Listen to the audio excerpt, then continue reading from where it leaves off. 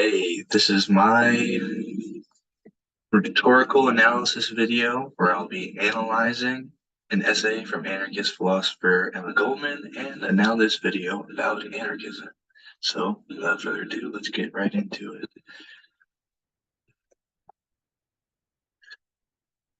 So, something that you need to understand about it is it's a philosophy. It's primarily philosophy. It seeks to question the legitimacy of centralized power.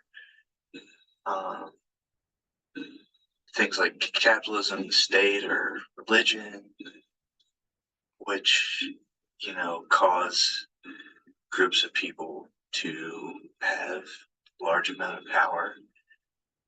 Misconceptions about it is that it's only like insurrectionary anarchism, like it's only people in mass, like it's chucking Molotov cocktails. It isn't. Um, Anarchism is purely an anti-power ideology, and it only manifests in that way sometimes. So here's some notable figures. Gavrilo Princip, he assassinated the Archduke in the name of anarchy. He'd be an example of that insurrectionary brand. Then there's Noam Chomsky. He's a libertarian socialist. He would sort of be the flip side, but someone could be an anti-state socialist. So Goldman's text explains anarchist principles and lays out some of these anti-power arguments, while the now this video just gives a history lesson on the subject. So now I'm going to start talking about Emma's approach. She uses logic against some of these systems that were prevalent at the time. Keep in mind, she's writing this in 1911. She's talking about the sort of early industrial revolution style of capitalism, wherein the workday had increased. If you worked a factory job, you might work 12 to 14 hours. She points out the absurdity of this, considering the increase in production, but she leads her to point blame at the owners of the factories. They can only be doing this because they want more profit. And that's a way in which she uses a logical argument against one of these power structures, which she does with nation state, and as well as some critiques of anarchy from others in the political community. She tries to appeal to the emotions of workers. She's trying to tell people that we don't have to accept these conditions. We can rise up, and together we're stronger. She also talks about human nature, how it's altered it by capitalism. She sort of likens it to how an animal's behavior might change when they're, in a cage in a zoo.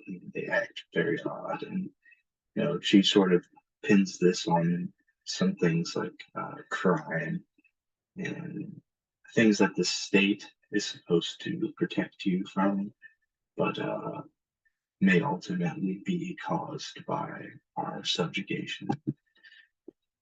So her appeal to ethos, she cites some well-known philosophers, borrows from a lot of very prominent speakers like Bakunin and Kropotkin. She uses academic language very well. It's very well written. And now this video only really uses ethos. They're just laying out the facts, giving you a history of the subject.